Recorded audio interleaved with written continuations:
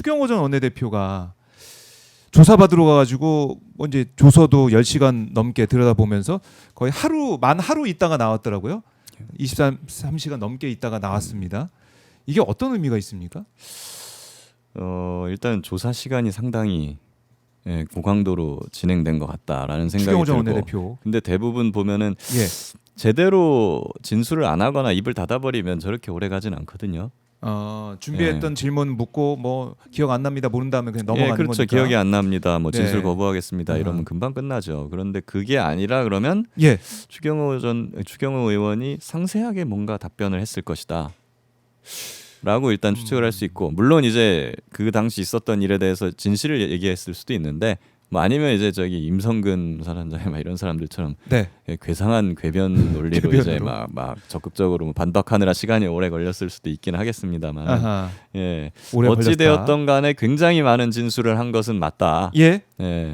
그렇게 우리가 오래 살펴볼 수 있을 얘기를 것 같아요. 했고 조서 확인도 좀 오래 한 예. 셈이고 오래 얘기했으니까 또 보는 시간도 길었던 거 그랬겠죠. 아니냐? 그리고 이제 조서 확인은 보통 법조인 출신들이 굉장히 길게 하는 편이긴 한데 뭐 법조인은 아니니까 예. 이례적이긴 합니다만은 이런 의심도 할 수 있어요. 조서를 외워서 나가려고 한 거 아닌가? 외워서. 외워서 나가서 그럼 왜 외워 나가겠어요? 누군가한테 전달하려고 그랬겠죠.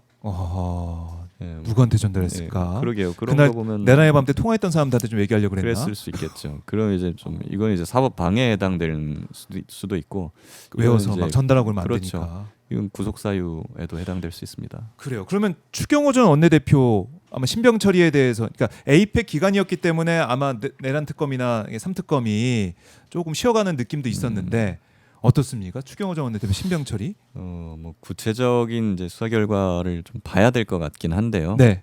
지금 장시간 조사가 이루어졌고, 그리고 추경호 의원도 굉장히 조서 확인 기간이 길었다라는 건 본인 쫄리는 게 있다라는 네.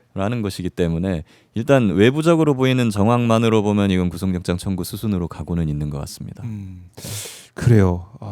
박영님께서 내란당 얘기 왜 하냐 이렇게 하셨는데 그래요. 뭐 적을 알아야죠. 네, 적도 알고 이제 어떻게 되는지 흐름을 좀 알기 위해서 제가 여쭤봤습니다, 박영님. 네, 고맙습니다. 의견 감사드립니다. 자, 이제 국민의힘은 거의 뭐 이 정당 해산 쪽으로 가는 거 아니냐 이런 많은 분들의 예측도 좀 있는 것 같고, 자, 이게 사법개혁 얘기도 좀 나오고 있는 상황이고 또 검찰개혁 1년 안에 어떻게 될지 좀 지켜보고 있는 상황인데, 일단은 이제 내란특검 얘기 나왔으니까 특검 관련해서 이제 재판에 나오기 시작한 윤석열의 모습을 보니 이 뭐 재판에 나와서 발끈하더라고요. 김건희 호칭에 여사를 붙여야 된다 이런 얘기를 하더라고요. 이 특검에서 당시 영부인이던 김건희가라고 얘기하니까 윤석열이 김건희가 뭡니까? 여사를 붙이든지 하면 되지. 이렇게 말하는 모습.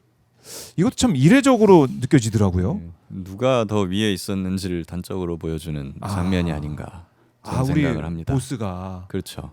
V제로를 어떻게 감히 이름을 불러? 이렇게? 제가 어디 회사원인데 어디 가가지고 막 우리 사장 이름을 막 홍길동이 막 이렇게 부르면 기분 나쁘잖아요. 홍길동 사장님이라고 불러야죠. 네. 이렇게 하듯이 단적으로 이제 발끈하는 걸 보면 누가 대통령이었는지 알만한 우리 각하 김건희 각하를 감히 그렇죠. 그런 생각이 참 여기서 갑자기 발끈한 모습에 놀랐고, 그다음에 재판에 오늘도 이제 재판이 예정돼 있는데 오늘 나온다는 얘기가 있는 거 아니겠습니까? 곽종훈 전 사령관이 나오다 보니까 또 나온다 이런 얘기가 있는데 재판에 나오기 시작했습니다. 좀 어떤 변화가 있는 겁니까? 이제 구속영장 만기가 다가오고 있거든요. 네. 그리고 이제 선고를 한다. 그때 지기현 판사가 뭐 12월 안에는 끝내겠다라고 말을 하기도 했거든요. 근데 이제 재판이 거의 막바지로 가고 있고, 그 좀 있으면은 이제 구속 만기가 다가오기 때문에 그럼 이제 새로 구속영장을 발부할 것인지 말 것인지 이런 기간이 다가옵니다. 네. 그냥 본인이 쫄려서 그런 것 같아요. 쫄려서. 계속 안 나오면은 또 구속영장 발부되고 뭐 그 너무 명확하잖아요. 그러면은 내가 가서 이렇게 재판에 성실히 임하고 있다. 이제 와서 열심히 이제 할게요. 다시 이제 구속하지 말아주세요. 근데 사실 우리가 이렇게 걱정하는 것도 잘못된 거 아닙니까? 재판이 빨리 진행이 돼서 1심이 판단이 빨리 나와야 되는데 이거 질질 끌어서 풀려날까 봐 걱정한다. 이것도 말이 안 되잖아요. 내란 수괴가 이제 막 대낮에 막 석방돼 가지고 거리를 활보한다. 이런 걱정을 국민이 하게 만드는 게 참 말이 안 되죠. 말이 안 되는데 그게 진짜 실제로 일어나고 있다는 게 좀 참담해요.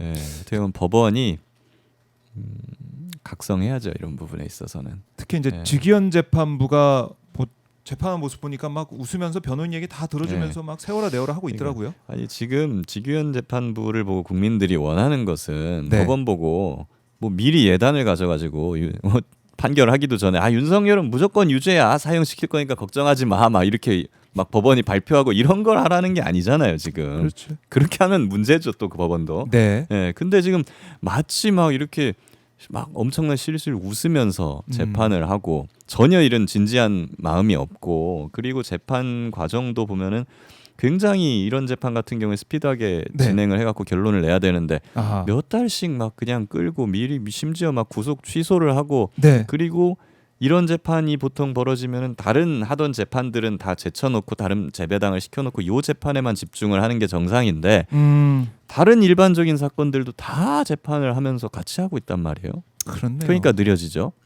그러니까 마치 이런 내란 사건을 그냥 일반적인 사기 사건, 무슨 폭행 사건 그런 사건이랑 똑같이 취급을 하고 있는 겁니다. 네. 그런 모습에 국민들은 화가 나는 거죠. 아하.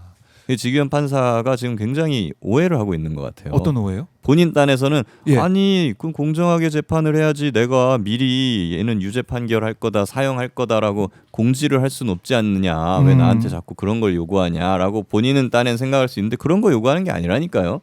재판 진지하게 하고 네, 중대한 사건은 중대하게 취급을 하고 아하. 그냥 그렇게 본연의 어떤 법원으로서 모습을 보이라는 것이지. 근데 지금 굉장히 착각을 하고 있는 것 같아요. 그러니까요. 그러니까 결국 이제 풀어줄 결심을 또 하고 있는 게 아니냐 이런 생각도 드는데, 그러니까 이게 비교가 되는 게 한덕수 재판 아닙니까? 그렇죠. 한덕수 내란 사건 재판부 심리에 속도를 내고 있어서 이번 달 종결을 목표로 하고 있다, 이렇게 지금 전해지고 있는데 이거 너무 비교가 되잖아요. 이게 지금 법원에 어떻게 보면은 국민들이 원하던 법원의 어떤 상을 이진관 판사가 보여주고 있는 것 같아요. 이진관 판사가 무슨 뭐 아주 훌륭하게 잘한다 라기보다는 직위원, 조희대 이런 사람들만 보다가 정상적인 사람을 보니까 굉장히 모습. 잘하는 것처럼 보여지는 거거든요. 근데 사실 이게 정상이고 원래 이렇게 가야 되는 거죠. 속도를 내고 빠르게 판단을 내리는 것도 중요한데 이진관 판사와 직위원 판사는 다른 모습을 보여주고 있다. 그렇게 하라는 겁니다, 국민들은. 다른 재판부도 이진관만큼만 해라 좀. 그러니까요. 이진관만큼만 하면은 칭찬받을 수 있는 그런 상황인데 직위원 재판부, 또 이제 조희대 대법원장 국감원 과정에서 보였던 모습들, 그리고 이제 대선 개입 의혹에 대해서 이제 기록도 종이 기록으로 봐야 되는 것들이 왜 물증도 보여주지 않고 객관적으로 증명하지 않고 있느냐. 그러니까 대선 개입 의혹만 불거져 있는, 더 짙어지고 있는 사법부에 대한 불신이 계속 커질 수밖에 없는 상황인 것 같아요. 그렇습니다. 사법부에 대해서는 사실 국민들이 지금까지 크게 신경을 안 쓰고 지내왔습니다. 네. 그리고 그 견제나 뭐 감시의 필요성도 많이 상대적으로 국회나 정부에 비해서 불거지지 않았어요. 그 이유는 사법부가 지금까지 그렇게 크게 사고를 쳐온 적이 없었기 때문입니다. 어떻게 잘했다기보다는 사고 눈에 띄는 사고가 없었다. 그렇죠. 뭐 그렇게 뭐 국민 뜻에 거스르는 일을 해오지 않았거든요. 근데 이번에 조희대 대법원장이 한 일을 보면서 국민들의 사법부 불신이 거의 극에 달해 있고, 근데 사법부는 보면은 분쟁을 해결하는 최후의 수단이란 말이죠. 네. 국회나 정부는 국민들이 원하면 선거나 이런 걸 통해서 갈아치울 수가 있어요. 사법부는 그게 안 된단 말입니다. 그게 안 되고, 그리고 최후의 보루로서 판단을 내리면 그거에 대해서 뭐 불복할 방법이 없습니다. 그렇죠. 국민들 입장에서도. 네. 그렇기 때문에 이 사법부에 대해서 국민이 불신을 갖기 시작하면은 이거는 입법부나 행정부에 대해서 갖는 불신보다 훨씬 더 심각한 지경이 돼요. 나라 자체가 운영이 안 되는 수준까지 가는 겁니다. 그래서 이게 심각한 것이고, 그래서 이제 법원에 대해서도 결국에는 주권자가 직접 개입을 할 수밖에 없는 그런 단계가 지금 오고 있다. 판단합니다. 민주당에서 TF도 이제 꾸려가지고 이 사법 개혁에 대해 면밀히 검토를 하고 또 법안 처리에 나설 것 같은데, 국민의 뜻대로 국민의 이제 우려를 부식시키는 방향으로 재판 과정, 또 앞으로 사법 개혁 어떻게 진행될지 좀 지켜보도록 보도록 하고 뭐 이제 사법부 얘기를 계속 하게 되면은 구속영장이 기각이 계속 되다 보니까 한덕수도 예. 뭐 그렇고 박성재 전 장관 영장도 기각이 되다 보니까 이 영장도 이런 심각한 사안에 안 나오니까 어떻게 또 믿을 수 없냐 이런 얘기도 나오고 있고. 원래 이제 재판은 공정해야 하는데 공정하게 보이는 것도 그 못지않게 중요하다라는 격언이 있습니다. 네. 공정하게 안 보이면은 그 아무리 실제로 공정한 결과가 나온다는데 그걸 누가 믿겠습니까? 근데 이번에 영장이 잘 안 나온다. 그 중앙지법 뭐 그것만으로는 그럴 수 있겠습니다만 네. 영장을 누가 자꾸 기각시키냐 그 면면을 보면 지금까지 중앙지법의 영장 판사들은 굉장히 중요한 사건들을 다루기 때문에 그 외관적 공정성에 대해서 굉장히 신경을 많이 썼었어요. 뭐 출신이라든가 아니면 네. 전에 있었던 직전 법원 소속 법원이라든가 이런 것들을 다 섞어가지고 이게 중복되는 사람이 없도록 해놨었거든요. 지금까지 제가 영장 판사들을 보면은 직전 소속 법원 다 다릅니다. 아. 예, 재판부도 다 다르고요. 예. 근데 이번에만 유독 수원지법에서 올라온 세 명을 3명을 올라오자마자 한 번에 영장재판부에 박아버렸어요.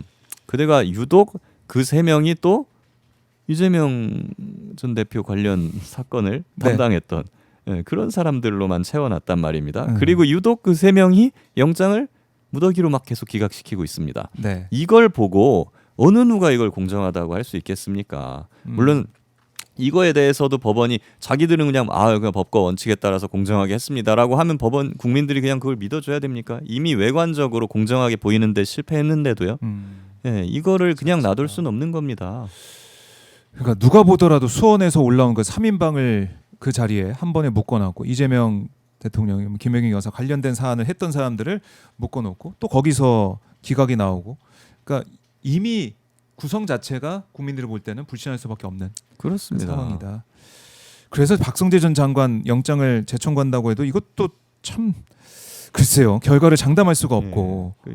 이래 놓고서는 자기들이 법과 원칙대로 한다. 네. 국민들한테는 그냥 믿어라라고 이야기하는 것은 그냥 뻔뻔한 거죠. 뻔뻔한 거다. 알겠습니다. 사법부 걱정을 계속하게 되는 요즘이라서 참 씁쓸한데, 특검 진행 사항을 다시 한번 좀 보면은 최혜병 특검 같은 경우는 오동훈 전 지금 처장이죠, 현 처장을 불러서 조사를 했고, 뭐 송창진 전 공수처 부장검사 불러서 조사를 했고, 이렇게 좀 이 사안을 조사하고 있는데 이게 좀 어떤 의미가 있는지 좀 정리를 좀 하고 마무리해야 될 것 같아요. 굉장히 실망스러운 일이에요. 네. 사실 공수처라는 거는 지금까지 민주진영에서는 많이 솔직히 실드를 많이 쳐줬죠. 네. 근데 민주진영의 바람대로 태어난 것이고 한데 여태까지 공수처가 제대로 굴러가진 않았습니다만은 그런 걸 보면서도 열심히 응원을 해줬는데 그랬죠 우리가. 이 최혜병 사건이 단적인 예입니다. 저는 사실 예전부터 이런 조짐은 알고 있었죠. 제보를 해서 공수처에 갖다 줬더니 검사가 이제 이종호 변호인이었고, 네. 그리고 그때. 수사를 하는 둥 마는 둥 막 하고, 그리고 그냥 뭐 1년이 넘게 어떤 진척이 없고, 심지어 거의 친윤 검사들이 방해한다는 소식도 들려오고 하는데, 네. 이래서 제가 공수처에 대해서 몇 가지 비판도 하고 했는데, 이걸로 제가 너무 공수처를 세게 까면은 또 뭐 제가 마치 음모론자처럼 될까. 예. 뭐 지금까지는 참아왔습니다만 결국 결과를 보면 이런 거 아니겠어요? 친윤 검사들이 실제로 수사 방해를 했고, 네. 최혜병 사건 영장 청구하면 나 사표 낼 거야. 하지 마. 그리고 그러니까 총선 총선 전에는 앞두고. 총선 앞두고는 사람들 부르지 마, 조사하지 마. 이런 걸 했다는 거 아니겠어요? 그리고 저는 나름대로 그 사람들에 맞서서 또 열심히 하려는 검사들이 공수처에 있었을 거 아니에요. 있거든요. 그 검사들이 잘할 거야라고 보고 저는 믿고 있었는데, 네. 심지어 이번에 최혜병 특검이 되고 나서 보니까 특검에서 사건을 다 주세요 했더니 송창진 부장검사의 그 수사 방해 의혹이 있는 예. 그 사건 위증 사건이거든요. 예. 이것만 쏙 빼고 보낸 거예요. 그럴 수가 있습니까? 그것만. 말이 안 되는 거죠. 그래서 특검도 모르고 있다가 뒤늦게 이런 사건이 있다는 걸 알고 이거 왜 안 보내줘? 예. 라고 해서 나중에 하도 강하게 요구해서 받아갔다는 거 아니에요? 받아가서 보니까 이거 심각한 거죠. 공수처가 그 송창진 부장검사에 대한 그 고발 사건을 들고 1년 동안 뭉개고 있었던 게 드러난 것이죠. 그리고 심지어 그 과정에서 저는 열심히 수사한다고 생각했던 공수처의 그 검사들, 네. 그 검사들이 송창진 부장검사를 위해서 탄원서 비슷한 뭐 그런 사실 확인서를 막 써서 줬다라는 내용이 드러난 거예요. 이게 뭐겠어요? 저는 우리 편인 줄 알았는데 아니었던 그렇네. 거죠. 네. 그러니까 이거 뒤통수 맞은 느낌이에요. 이제 공수처 내부도 그랬구나 진짜로. 의심은 있었지만 이렇게까지 할 거는 몰랐는데 그래서 이것도 해병 특검에서 하나하나 들여다보고 파헤쳐야 된다. 예. 이거는 결국에는 이제 나중에는 기소되고 처벌되는 사람이 나오는 게 불가피할 거란 전 생각이 들고 그게 아니더라도 이거는 그냥 외관적으로나 도의적으로도 굉장히 부적절한 짓을 이미 했다. 네. 국민들한테 큰 배신감을 안겨준 거잖아요. 그렇기 때문에 오동훈 처장은 물론이고 예. 공수처에 대한 대대적인 인적 쇄신이 있어야 된다. 예, 당연히 사퇴해야죠. 사퇴해야 된다, 사퇴하고 오동훈 새로운 처장. 사람들로 제대로 공수처를 운영할 수 있는 사람들로 채워 넣어야죠. 그러니까 이 공수처도 국민들의 신뢰를 잃어버리는 상황으로 이제 가고 있습니다. 이대로 둘 수가 없을 것이다. 예.